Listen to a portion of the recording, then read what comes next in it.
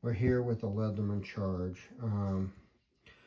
This one here is probably the most versatile, but it's also more complicated, and that's why I kind of I don't like it as much. It does have the serrated saw that I like, and the serrated blade. Those are great. It has the good diamond and crosshatch style, a good knife blade.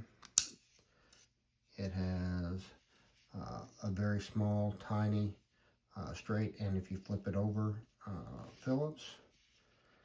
It has a pair of scissors, which of the 3 pair of Leathermans I have, this one is probably the least usable.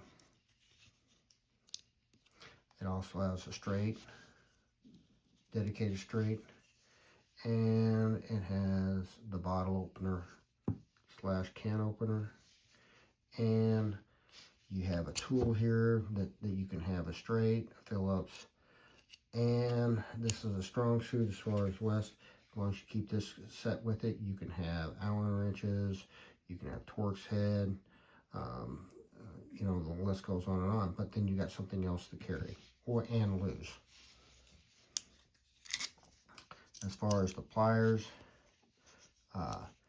these here are not spring loaded. They bypass, so they cut good. It also has the clip for the belt. This here is probably my second best of the 3 pair that I have that I like the best. But because I don't like these. So I mean, it gives you some flexibility, but it'd be nice if they made,